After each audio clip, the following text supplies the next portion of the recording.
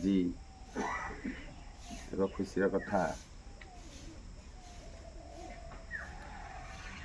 ସମାଜରେ କିଛି ଭଲ ମଣିଷ ଅଛନ୍ତି ଯେଉଁମାନଙ୍କୁ ନେଇକରି ପତିତ ଅବହେଳିତ ଅଣଦେଖା ହେଉଥିବା ପିତାମାତାଙ୍କୁ ସମ୍ଭାଳିବାରେ ସକ୍ଷମ ହୋଇଛନ୍ତି। ତା ଭିତରୁ ମୁଁ ସମସ୍ତଙ୍କୁ କହିବି ଯେ ପ୍ରକୃତରେ ମାତା ପିତା ହେଉଛନ୍ତି ସର୍ବସ୍ୱ। ବୟସ ହୋଇଗଲା ପରେ ପିତାମାତା ଭୁଲ କରିପାରନ୍ତି। ବୟସର ଶେଷ ପର୍ଯ୍ୟାୟରେ ମଣିଷ ପହଞ୍ଚିଲା ପରେ ତାର ମାନସିକ ବିକୃତି ଘଟେ। ସେଥିପାଇଁ ଯେ ଆମେ ବାପା ମାଆକୁ ହତାଦର କରିବା ଏଇଟା ଉଚିତ ନୁହେଁ। ଆପଣମାନେ ଦେଖନ୍ତୁ ଯେ ପିତାମାତା ହେଉଛନ୍ତି ଜୀବନ୍ତ ଦେବତା। ଆମେ ମନ୍ଦିର ଭିତରେ ଥିବା ଦେବତା ଯାହାକୁ ଆମେ କହୁଛନ୍ତି ସେଟା କାଠ ଖଣ୍ଡେ ହେଇଥିବ କି ନହେଲେ ପଥର ଖଣ୍ଡେ ହେଇଥିବ, କିନ୍ତୁ ଆପଣ ନିଜକୁ ଥରେ ପଚାରିକି ଦେଖନ୍ତୁ। ଆଜି ସମାଜରେ ବଡ଼ ବଡ଼ ପାଠୁଆ ଅଛନ୍ତି, ହେଲେ ଜୀବନ୍ତ ଦେବତାକୁ ଭଲ ପାଇବା ବହୁତ କଷ୍ଟ।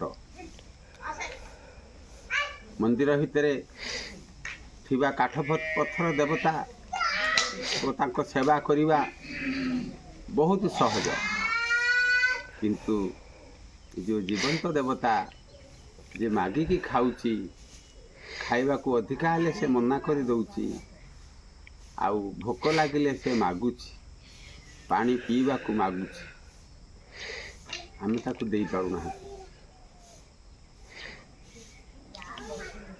ତେଣୁ ଆମେ କେଉଁଟା କରିବା?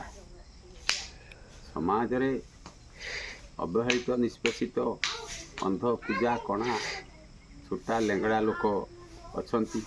ହୁଏତ ତାଙ୍କର କର୍ମ ଭୁଲ ହେଉ କି ଠିକ୍ ହେଉ ତାଙ୍କର ହେଇପାରେ, କିନ୍ତୁ ଆମେ ଯଦି ହୃଦୟବାନ, ଆମେ ଯଦି ପ୍ରକୃତର ଆତ୍ମଜ୍ଞାନୀ, ଖାଲି ଆତ୍ମା ଆତ୍ମା କହିଲେ, ଆତ୍ମଜ୍ଞାନ କହିଲେ ଆତ୍ମାର ସେବା ହେଇଯାଏନି। ଭଗବାନ ଭଗବାନ ଡାକିଦେଲେ ଭଗବାନ ମିଳିଯାଆନ୍ତିନି। ଈଶ୍ୱର ପ୍ରଭୁ ଆଲ୍ଲା ଡାକିଦେଲେ ଈଶ୍ୱର ମିଳନ୍ତିନି। ତେଣୁ ମିଳନ୍ତି କେଉଁଠି? ଯେଉଁଠି ଜୀବନ୍ତ ଦେବତା ଅଛନ୍ତି। ଆମେ ତାଙ୍କରି ସେବା ଯଦି କରିନେବା, ତାଙ୍କରି ଝାଡ଼ା ପରିସ୍ରାକୁ ଆମେ ଯଦି ସେବା କରିନେବା, ଯଦି ତାଙ୍କୁ ଆମେ ଟିକେ ଖୁସିରେ ରଖିବାକୁ ଚେଷ୍ଟା କରିବା, ଆମର କ୍ଷମତା ଅନୁସାରେ ଆମେ ତାଙ୍କୁ ସେବା କରିବା ଉଚିତ। ତେଣୁ ଆପଣ ଥରେ ଜୀବନ୍ତ ଦେବତାମାନଙ୍କର ସେବା କରିକି ଦେଖନ୍ତୁ, ଆପଣଙ୍କର ଜୀବନ ନିଶ୍ଚିତ ଭାବରେ ମୁକ୍ତ ହୋଇଯିବ, ଆଉ ଆପଣଙ୍କ ପାଖରେ କିଛି ଦୁଃଖ ରହିବ ନାହିଁ। ଆପଣ ଗୋଟେ ହୃଦୟବାନ ହୁଅନ୍ତୁ। ଆପଣଙ୍କ ହୃଦୟ ଯାହା, ଅନ୍ୟର ହୃଦୟକୁ ଦେଖନ୍ତୁ, ତାପରେ ଆପଣଙ୍କୁ ଜୀବନ ମୁକ୍ତର ରାସ୍ତା ମିଳିଯିବ। ଆପଣ କେବେ ଅସୁବିଧାରେ ପଡ଼ିବେନି, ଆପଣଙ୍କର ଅଭାବ କିଛି ରହିବନି, ଆପଣଙ୍କର ରୋଗ କିଛି ହେବନି, ଆପଣ ସବୁଥିରେ ପୂର୍ଣ୍ଣାଙ୍ଗ ହେଇକି ରହିବେ। ତେଣୁ ମୋର ନିବେଦନ, ଆପଣମାନେ ନିଜର ପିତାମାତା ହୁଅନ୍ତୁ ବା ଅନ୍ୟର ପିତାମାତାଙ୍କୁ ଆପଣ ଥରେ ହୃଦୟ ଦେଇକି ଭଲ ପାଇଯାଆନ୍ତୁ। ଜମି ବାଡ଼ି କୁଠା ବିଲ୍ଡିଂ ଅନେକ ତ ୟା ପୂର୍ବରୁ ହଜାର ହଜାର ବର୍ଷ ପୂର୍ବରୁ ଲୋକ କରିକି ଯାଇଛନ୍ତି। ଅନେକ ରାଜା ରାଜୁଡ଼ା ଥିଲେ, କୋଟି କୋଟି ଟଙ୍କାର ମାଲିକ ସେମାନେ ହେଇଛନ୍ତି, ସାରା ଜଗତର ମାଲିକ ହେଇଛନ୍ତି।